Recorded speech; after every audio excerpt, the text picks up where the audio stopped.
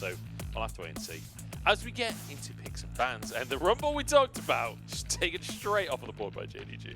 A lot of topside focus coming out so far. Gragas and the Rumble, even Jace, right? We've been seeing Jace more in that mid lane role. But, you know, it is a flex, especially for the side of JDG, where 369 has only played it once this split, but was one of the picks that he really gravitated towards in previous seasons. And it seems like JDG are just going to keep that going.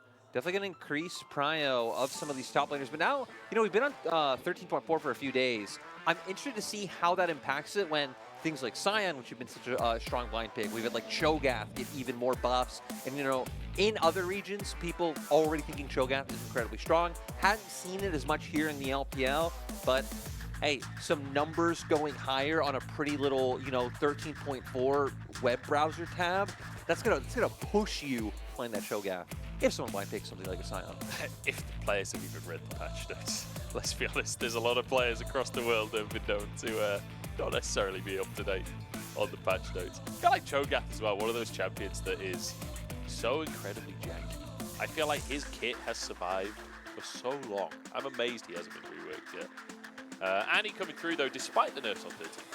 Yeah, coming through, you know, base health, a bit was lost, your E damage was taken down, and your R cooldown was increased, so a few small changes there, but Annie still giving flexibility as well, because, you know, can we play the mid lane by Cream, can go down towards PP God. You'd expect it to be more of a support. PP God's played it twice, Cream hasn't picked it once, but they will have that there, and ooh, Ruler actually going for the Xayah, so going to be able to try to dissuade and get out of sticky situations with that ultimate and try to deny some of the engage potential coming out from OMG. Yeah, Rakan available too, but deciding whether or not they actually want to go for the Lovers duo. Just go for a hard engage as an option, but missing commits to it in the end. The strong 2v2. And I'm going to be honest, I feel like it's going to struggle here, but with a Lulu, you can do a lot to stop Rakan having that same impact. And it makes me wonder if JDG are kind of saying to OMG, we don't believe that you could put Annie in other lanes. We don't expect Cream to be someone who can pilot this champion. Not saying Annie's, you know, a mechanically intensive champion to have to play, but there it is. This is what you expect Cream to be bringing to the table. Gets his signature Akali. Yeah. And, right, we already said it for OMG coming into this game that it's always been about these team fights. It's about finding the engage. People got going to set that up with the Annie. Cream coming off on flanks. Huge Moonlight Vigils from Abel. And then being able to sync down all together. Yeah, and I feel like we could have just 4 mid lane bans here, honestly, with Cream blinding the Akali, already taking that LeBlanc off the board to try and set him up for a good matchup. I don't know why I said 4 mid lane bans, because JDG already against the Akali. I mean, you're actually technically right, because we hit on the Gragas for 369. Theoretically, could have been played by Knight, so if they ban another mid laner, the 4 mid lane bans on the side of OMG. Let's retroactively pretend that that was what I was trying to say. Good save. Well done, Luke. Sorry, Lee. Rick. There we go. Taken off the board. Knight Syndra, not too surprising. So that is 3 major picks taken away from Knight. The Sylas still open, which Knight has played 3 times a split. Knight known for the Sylas, generally speaking. The Yone we talked about on the cards as well. Has been one of his go-tos. Things like Talia also always jump out to me, you know, against the mobility, able to come out. You have range to play with against Aphelios later on too, but now it's about seeing where OMG want to go with their jungle pick. I mean, so many meta junglers taken off the table.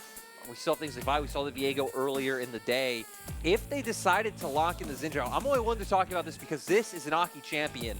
Aki loved this when it was in meta. Yeah. I think it was last year, could have been 2021. Let's be real. A lot of these years kind of just blurring. I feel like it was 2022 spring, but that sounds right. Yeah. Sounds right to me. I think. But you're absolutely right. Aki was absolutely tearing it up on now. Not been a big meta champion this split. Not been played by Aki this split. But a lot of presence. Ooh! Okay. We get a Vex. This does well against an Akali. And just doing great, you know, against champions wanting to come in, having that fear to be able to dissuade them. Very easy to put out your damage. You already have other champions that want to go in that you can follow up on and even be a primary source of engage if needed. Ulting in and then getting that fear off. And now for OMG, this would be quite nice to be able to round out their composition. They would have, you know, quite a bit of magic damage, but at the same time, JDG, don't have any like infallible front lines, so you have to really worry about stacking too much MR, and even then you would have able to kind of take the load off the rest of the team. So I love it. It'd be, again, big wombo. I guess wombo combos feels like the wrong word when it's a Moonlight Vigil, but huge AoE damage, a Moonlight Vigil, a Tibbers, Slicing Maelstrom, able to get on to people like Ruler. Aki dives in, knocks everyone out of the Slicing Maelstrom. Beautiful combo. You know, I'm joking, but I can see it happening.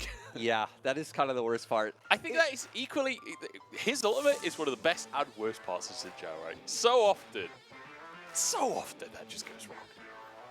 Potential's there. I mean, a lot of pressure now going to be on Aki to perform. Also, just what you're able to do in the early game. I think especially linking up with Shanji in that top side, playing a lot around your side lanes. Cream's going to be fine in that mid lane, even if he does fall a few assists behind. It's about getting levels onto your Akali and then linking up to play out through some of these skirmishes. When for JDG, I'm looking at their bot lane because their bot lane has just been so good, whether on like a winning or losing side of a matchup, turning it into a heavy winning matchup, and then seeing how Knight can get involved in plays on the map with the Vex, linking up with Kanavi, and then really going to shut Abel and PP God down. Yeah, we'll see if they're going to be able to. Abel, get it? It's the worst. It is absolutely the worst because Abel is, you don't realize how common of a word that is in a normal sentence until you try and cast Abel's games. And it's not intended to wordplay, it's accidental. In fact, it's not even play. It's word pain is what it is. JDG versus OMG coming up as we're headed to our second series already this morning. JDG coming in as a heavy favorite. And OMG looking to praise the sun god in their logo and find themselves a win to prove that they belong where they are in the standings. Both teams looking at different things. Again, really going to focus on Aki. What he's able to do up towards the top side is missing. One of the best things about Rakan is being able to get over terrain level 1 and potentially set up these pinches and shut down the member we were just highlighting for OMG. This would be huge. Kanavi certainly would have the damage in Knight. Remember, has that fear. At level 1, Aki the target. Knockup comes out from missing. There's not going to be any significant follow-up here. As Knight is going to try bar entry back into jungle. No, backs away in the end. Aki should be able to start this ripple. Nothing going to happen at level 1. We can see Knight is going with the Ignite, so wanting to be aggressive in this lane.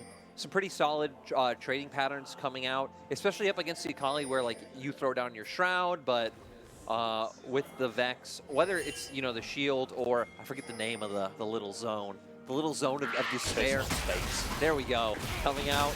A lot of ways to work around that Shroud, trying to get that fear off, and then, you know, getting that, the passive damage coming out from the auto. So we're going to keep an eye on Knight. And then again, Knight finding an advantage in mid, linking up down towards that bot side, and setting Ruler and missing up for success. Yeah, we'll see if they're going to be able to get down to that bottom lane, influence that. Kanavi starting on his red buff, but we have seen across the course of this year plenty of times junglers just go for a buff, go for a camp, going straight into a lane and trying to influence that. So, seeing a Ruler though. On the side of Rakan, you expect like level 3 especially, big damage to come out from them. A lot of pressure in that lane. And typically, you know, we don't actually see junglers put a lot of attention down towards this lane normally, but it hasn't really mattered for JDG. Kanavi's had one of the highest jungle proximities to his bot lane in the league overall. We were highlighting that regardless of matchup, what Ruler and Missing are able to get done. So I think it's a plan that does make a lot of sense just with the names you have on the squad. Yeah. Oh, good little root from Ruler onto Abel there. Could be traded back slightly, but Abel's still feeling a bit of pain in this bottom side, and Missing will have a bit of sustain there. Abel will run out of his Severum soon, and that's where things can get a bit tough. Are going to get pushed in for now. We're going to wait for that burst to be able to come online. We'll see what PP God's able to do trading on the way out. Annie's auto attack range is incredibly high, so it feels like a lot of the heavy lifting of at least trying to find some return trades is going to be on the back of PP God. Yeah. I wonder how much Knight has been practicing Vex. It feels like a long time since we saw a significant amount of Vex in the LPL. And it's one of those champions that seems very simple, but a lot of the abilities do have to be comboed correctly, and you do have to be able to hit the skill shot, which It's kind of a wonky skill shot. It's quite different to most skill shots in the game. Also, I feel like you need a bit of a different mindset when you play Vex, and there's kind of two modes. There's the I'm an engage, I'm an assassin, jump the back line. Then there was a phase where we had, what was it, Everfrost come in, and you somewhat functioned as more of like a peel and follow-up mid laner. Yeah, so, you know, in this one, Knight definitely wanting to be that first route, jumping in on the back line, finding Abel, getting in there with Kanavi and missing, and just trying to burst it out. You can even see that from having the Electro coming out, having the Ignite. So yeah, it's going to be down to... I was going to say the practice Knight's put in, but I don't even know if this... When you talk about Knight, even if he hadn't put some games on Vex recently, he's in a mid laner that you ever doubt. This is the thing. I feel like Knight is one of those players. There's a few of them in the world. I feel like Faker's in this category, Rookie's in this category of like players that even if they haven't practiced, maybe even Caps could be in this category. So he just pulls out wacky stuff that maybe he hasn't practiced. It still just looks amazing, you know? They still just pull out the mechanics on the stage. Bit of an all-in in the mid lane. Ignite ticking onto Cream. The disengage on either side. This Knight is just consistently shoving this. Fine with using that mana, just wanting to go for the reset. Ignite did come out as well to get Cream low. Knight gonna need to be on top of his wave management since he doesn't have the TP. Wanting to get here, play in advantageous situations as Kanavi is gonna be spotted out. Maybe he was hoping he could try and keep Cream around a little bit longer than he wanted, and then maybe set up for even more. Ooh! Roots come out either side, Aki in the bottom lane here, but the movement from Ruler and missing. Too good. Cleanse comes out, and it will keep JDG's bottom lane alive. And Aki just a little bit, I don't want to say stall in the play, but the timing not exactly there for OMG to be able to get it. Ghost and Flash down for OMG. So definitely being the ones expending a lot to make that play work. It's quite a heavy investment, right, to try and get onto this Ruler, but it was missing that was the one further out of position. He's on Rakar, so he can always just zip away from the play. Off the back of it, Kanavi can just start the Drake off. But I'm looking towards PP God now, where Kanavi currently on the bottom side. Maybe there's an opportunity to punish PP God while it flashes down. Now with Knight hovering over, it looks like that's exactly what they want to go for. Abel's incredibly low. Knight has the ulti available. The wave is about to run out. It's not ideal, but maybe they just go for the dive anyway. Abel, about 1 HP, and the Sonic Wave lands. Beautiful from Kanavi. And forget punishing PP God, they just go for the AD carry instead. And so many members there, so much damage available. Knight didn't even need to connect with his ultimate because Kanavi and missing, they find the CC. I believe Knight did get one of the kills, Kanavi getting the other. What a great start and what a great place you want your gold. Yeah, Cream had started moving over, but there's so much she can do. Not there in time. And we're going to see here, force slow. I kind of expected Knight to just start his ulti there and find the Abel kill himself. But then you see the knockup coming out from the Rakan. Kanavi just connecting with the Sonic Wave. Has Abel really having nowhere to go. You can't walk down into the Xylo, he'll die. You can't walk up into the Vex, he'll die. So kind of streamlined a very easy Sonic Wave for Kanavi. And there's probably people in chat right now memeing Abel for having Flash available. If he flashes in that situation, it is actually just burning his Flash as well. Like, they're still going to get that dive. It's still 2v4. You still don't have any HP to work with.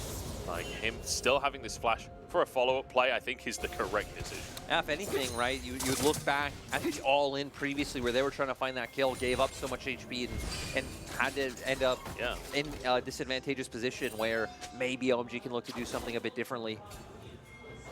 So far, so good for JDG. And the fact that they basically did that dive without wave as well, and they still walk away immaculately, taking so much damage from the tower, but nobody going down. Finding both of those kills. And now we look towards OMG, where you've got this Xinjiao in the jungle. He's hit the level 6 mark. You've got Cream with the ultimate available as well. I feel like maybe now is the time for a bit of proactivity from the squad. And now it's going to be just about counter-punching and reacting to what JDG want to do instead of having unproactive plays. Wave lands on the tree. Won't turn into anything more, just the wave shoved in. Herald is Uppo. Uppo? True. Words are hard. Lucky I don't talk for a living. I gotta say, if OMG wanted to try and opt into contesting Herald, assuming JDG's bot side doesn't start moving up, which with missing on Rakan, you would at least assume maybe going for a slight hover towards that mid lane. Like, you have Slicing Maelstrom on OMG, so it wouldn't be an impossible fight to take, but the difference maker will be that bot lane. You can see Ruler and Missing already making their way up. Yeah, not just Missing, Ruler in tow as well. Could be collapsed on in the mid lane. 369 just going to start a fight with Aki, and here comes the other solo lane of JDG. Picking OMG apart so far this game. They get themselves the Herald, getting a bonus chicken camp. A Pants more in the mid lane is Missing, tries to start it off, but Nightsoul goes wide. Yeah, Missing one to try to take advantage of the fact that Knight has that reset available and maybe turn that into more. Great flank coming out from 369.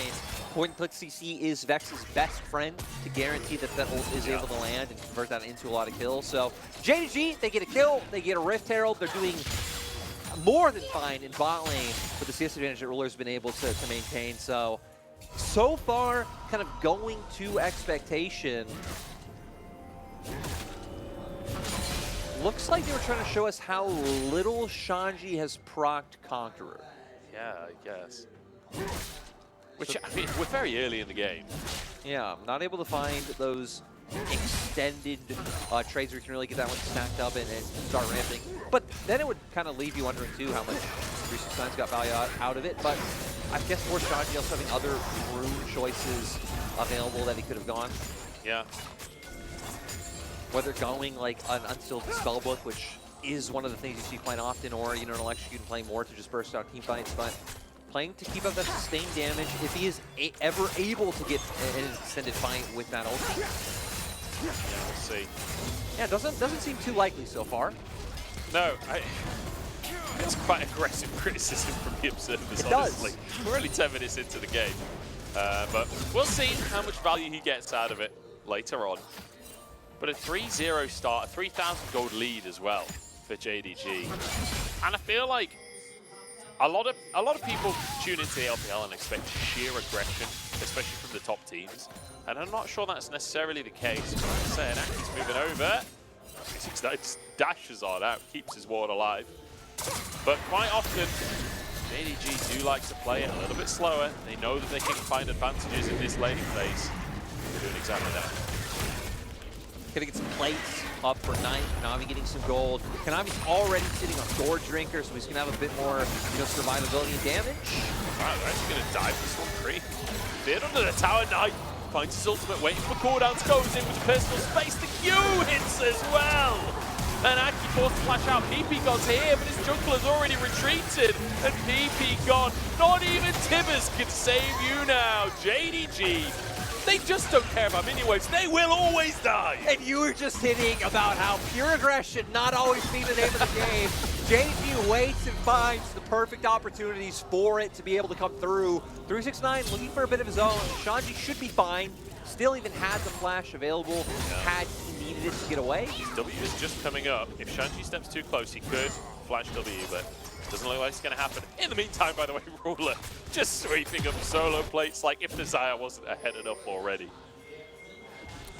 We said the slash casted. JDG's out. Oh, wait, there's flash W into the Q. And yeah, Shanji, even under his turret's too far forward, but looks like 369 is going to pay for this one. Yeah, he is. 3 people moving up to make sure the Croc goes down. And at least Shanji will get an assist for that one, but still losing a lot of CS there. And while Cream has moved up to the top side to capture that next wave, Knight one in the mid lane. We're going to replay here of what happens in mid. Sonic Wave comes out, gets straight onto Cream. Fear is there, able to follow up. And it seems like you said, waiting for some of these cooldowns to come back up. I don't know if like the shield had been used earlier, but able to wait for another Q to guarantee it. And the key thing here in my mind is Missing, following up on PP God, able to get in there with the shield, quickness pop, just making sure that PP God goes down as well. And both dives so far this game start off with Kanavi just finding a Sonic Wave, not even on a CC target, just finds his mark, and that's the green light for this team to go. Missing green light on the top play here. Stream trying to escape. Goes wide from Missing though, and moving in. Perhaps if the fear lands, they can follow up on this one. Bit of damage there. Kanavi moving in from the side. Dashes on forward. The knock there, and I mean, Cream tried his best, but what can you do? No, and games like this are why JDG averages a 3,000 gold lead at 15 minutes. See, it's higher this game, but hell, it's been a week since I've checked that stat. It could just be higher in general at this point. It's almost double in this game as 369 once again escapes the 2v1 from Shanji and Aki. Shanji not having his ultimate available for that play. And it feels like no matter where Aki goes, JDG are aware. I say that. 369 perhaps aware on this one. Well, he was very aware. It was, you know, that just dissuaded him. He just realized he could win the trade. Yeah, it did dissuade him from going in. The thing I look at now for OMG going forward is, you know, thinking about what opportunities they have, it's so rough. You're up against Azaya, who already has that built-in safety tool with her ulti. He has Gale Force available, both summoners online. And I feel like he would be the key target of who you would want to look for this first playoff. I guess theoretically you could look for Knight, Vex, and a mobile champion who is easy to gank. But still, even these are just small windows. You really need to be able to connect these and hope that JDG don't keep forcing plays of their own. But look at JDG going into the enemy jungle, controlling vision, and trying to choke OMG out. It just doesn't seem like a realistic possibility. You need something big. You need a big kahuna right in front of Dragon, Tibbers on 5 people, slicing Maelstrom, everyone dead. I feel like hoping that JDG don't make plays is kind of like being British and hoping for snow on Christmas. It just ain't happening. 369 though, overestimate what he can pull off there. Sonic away, slice and dice not landing. Sonic wave doesn't either as the quickness comes out from missing. Aki the target for the time being, the only one in range. Shanji flashing into the play and turning things around. Ruler should be able to finish off the cannon as Kanavi just solo dives the tower here. Abel answers though. Nice, big damage. Ultimate in play for him if he wants to follow through, but won't go for it. Ruler goes instead. And a complete switcheroo on the board. Cream surely wins a 1v1 against Azaya, but perhaps not. There we go. Perfect execution, and OMG are back on the board. Maybe as OMG, you need to hope that JDG keep making plays like this to set you up for the turnarounds, going in one by one, giving a perfect situation for, I think, Cream and Shanji really being the two highlights in that fight to make sure things go down. There are other, you know, pivotal moments. I'm sure we're going to get a replay of that, but yeah, a bit of over-aggression, how they were funneling one by one, OMG capitalized. And Kanavi ending up under the tower on his own, able to just literally Gale Forces and picks up a shutdown for himself. You see here, Sonic Wave not able to connect. They still want to go for this. Aki's a really good ultimate to prevent Kanavi from getting any closer to Shanji. But Shanji just cares. He splashes in, gets a huge stun onto both support and jungler. And then sure, at first the trades are starting to go the way of JDG, but look how much Kanavi has to commit. There's the auto into the Gale Force that you pointed out. And now you're left in a situation, 369. Where 369 is underneath the tower against 3, but he's got a lot of sustain. There we go. Shanji finishes the kill off. A 4-player dive. What is the answer from JDG as they barrel towards the mid lane? They're trading for Rift Herald as we speak. We see Knight pushing the top side, so they at least do have full control over the opposite side of the map. Even with that fight down in bot side, like JDG are still in a commanding lead. OMG do need to just look to commit and look for these picks where they aren't investing resources. Not only is it going to get the Herald, they're just going to slam it in the mid lane straight away. Knight pulling pressure towards that top side still. The pistol space keeping Cream away for the time being. Shuriken goes wide, and here comes Kanavi. Sonic Wave this time will not connect. That's for the first time this game, honestly. As this tower might just go down in the top side as well. Ruler's moved on over. The Herald usage is beautiful. 2 turrets going in their favor. We've already seen them taking away a lot of these camps from OMG. Now going to get some nice resets and maintain that 6K gold lead.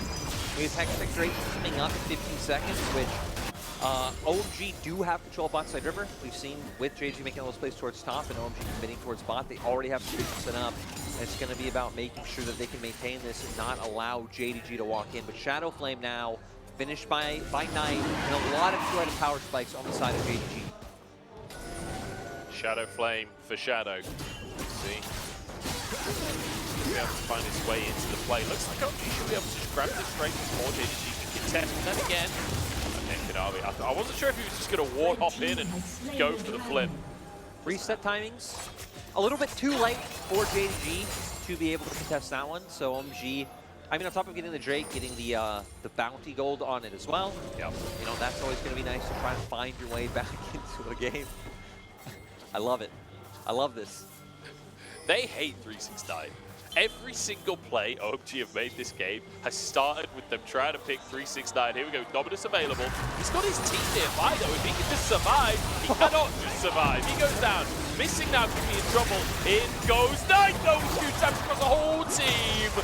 And now the rest of the squad looking to clean things up. Kanavi diving once again, not dissuaded by the previous play, and survives, walks away.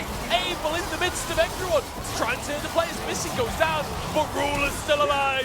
Knight buying time for his AD carry as Ruler charges forward. Aki goes in, TP available. Ruler with another one. Double kill now as Cream looks to punish. One more hit will do the job. Featherstorm's still there, and Cream gets the auto hit. OMG just taking advantage of JDG, really funneling into these fights. I think haphazardly for JDG. I mean, your only source of DPS is Zaya. Vex is a champion who was just so gated by her cooldowns, decently long as well. Being able to go in, aggressively put yourself in dire situations. 369 gets immediately burst, and now this is all you have. You have a Lee Sin and the Vent. Sure, the CC's there, but again, it's about burst. It's about being able to find resets to be able to keep going. Without the Zaya here, it feels like it just keeps the fight on even ground. Really nice damage going to come out from Abel here. Huge play from Aki. Using his ultimate, denying the kick coming out from Kanavi. Kanavi went so deep trying to make a play, was just knocked up until he was dead now. Yeah, I still feel like even had a kick come through, again, JDG needs to start playing more around this AD carry.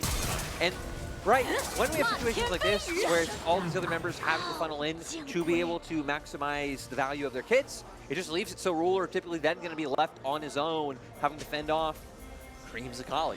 I don't think anyone should have to fend off Cream Zakali. No, it's a terrifying thing to have to try and do. As JDG just going to start out, still feeling in control. They are still like 6K up, right? Yeah. Every fight that OMG wins, it's like, we've closed the gold gap by a few hundred. I think the thing is, the goal gap was so monumental to start with that even if you do win a couple of fights, you're still a long way behind. And crucially, Ruler on those two items getting very close to finishing a third as well. But I feel like OMG have clawed their way back into things. Abel's two items, but Moonlight Vigil gonna go wide. So maybe not going to have that opportunity to find the fight that you were just hoping for, since you have been able to hit some crucial item spikes of your own. 1.5 minutes until that next Drake spawns. And it does still feel like JDG are the ones in control of the map, right? Slowing things down now. Basically saying, okay, we've lost a couple of fights, diving this bot tier 2. Let's just kill the bot tier 2. Can't dive the bot tier 2 and die if there's no bot tier 2. Smart play from me. Eliminating their worst enemy. And we can see, even just pivoting back to the jungle, one of the reasons why JDG have been able to maintain this gold lead, despite some close fights going slightly over the side of OMG, is that they just have maintained control over OMG's jungles and haven't allowed, you know, the farming to come through. 43 CS lead for Ruler. Big CS lead in jungle as well, almost 40 CS. Large CS lead in the top lane. Across the board, JDG have done a great job of not allowing OMG to get any gold on the map. It's been tough for OMG this game. And again, we came into this series saying this was going to be a test for OMG. This was going to be a series where they had to prove their worth. This is a team that haven't really played against kind of the top 4 in the LPL so far this split. They've got them ahead of them. They need to be able to pick up some of these wins. And when it comes to the chaotic mechanical team fights, we've seen that OMG have what it takes to bring down JDG. It's just when it comes to how you're setting up the map, how JDG are playing the macro, it feels like they've been permanently ahead of what OMG are bringing to the table. A lot of it coming down to that early game, right? JDG and how they handled that early game, which is so flawless to OMG. And it's why we've highlighted that they have been this scrappier, skirmishy team that have really relied on that to be able to find wins, because that really is where their biggest strength lies. Now they're going to keep angling around mid lane to hope to look for it. TP Gun having that stun available. Tippers is up. Pretty much everything is up for both sides. Trying for a fight. Aki forced the flash there. Everything's not up anymore much. No, it's not. Flash from Aki is quite a big cooldown as well, whereas missing the quickness will come back fairly quick. hilariously. As OMG start to threaten a Baron. Ruler on the Dragon already. As JDG start to move over. Almost done with it, so going to try and pull JDG in first. And if they can once again find a fight very fast before Ruler's even able to get close, that could be a difference maker. Or setting Shanji up for a huge slicey Maelstrom, but I'm surprised that's going to... Okay, so is going to use the Hex Gate. Yeah, seems like they're committed to this one. 2K on the Baron, Sonic Wave is in, and Kanavi just robs it away from them.